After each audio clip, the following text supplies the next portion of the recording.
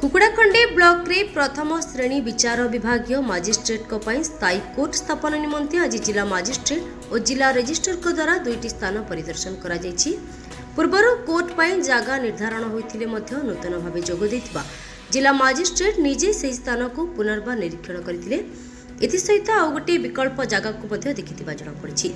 एही कोर्ट स्थापन को नहीं बहुत दिन धरी आशा करुथिबा स्थानीय लोक माने कामर विलंब को नहीं असंतोष प्रकाश करिसेंति और प्रश्न उठाइसेंति। पूर्वरु आंकुशपुर ओमपेड सामना जगह निर्धारण करा जायतिला, किंतु वर्तमान आंकुशपुर कुकुड़ाखंडी ब्लॉक अंश नुहे बरम ग्रेटर ब्रह्मपुर अधीन रे आथिबारु एथिरे द्वंद्व सृष्टि होइछि। अन्यपटे कोर्ट स्थापन पई प्राय 3 एकर जमी आवश्यकता हेउथिबा बेले कुकुड़ाखंडी अंचल रे सेपरि उपयुक्त जगह उपलब्ध नथिबारु निकटवर्ती आंकुशपुर को प्राथमिकता दिया जायछि।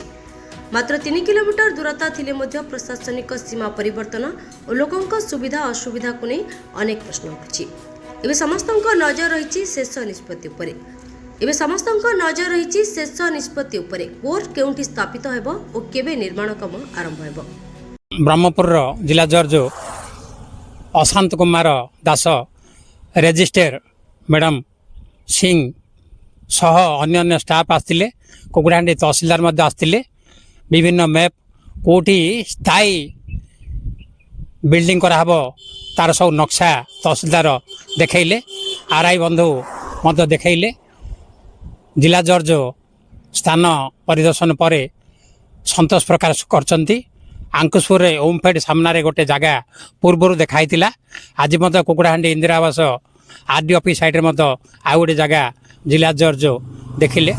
ए दुईटी जगह भितर कोटा मननीत हम सेठारे परमानेंट जेएमएफसी कोर्ट कुकुड़ाहांडी अति शीघ्र खोल। पूर्वर राज्य सरकार माननीय हाईकोर्ट कुकुड़ाहांडी ठारे प्रथम श्रेणी विचार मजिस्ट्रेट कोर्ट खोलिया ग्रीन सिग्नाल देइथिले। तहसील पछपटे स्टाफ क्वार्टर रे एबे अति शीघ्र 2 मास भितर कोर्ट अस्थायी भाव खोलिया नीतिगत निष्पत्ति होइछि। पूर्वर आमर विचार विभाग कर्मचारी अभाव थिला। जुडिशियल मजिस्ट्रेट माने ट्रेनिंग थिले, सेमानकर ट्रेनिंग सरला एवं जुडिशियल कोर्टर कर्मचारी मध्य 40 जन नियुक्ति पाइले। अति शीघ्र कुकुड़ाहांडी ठारे प्रथम श्रेणी विचार मजिस्ट्रेट खोलिवार आशंका दूर है।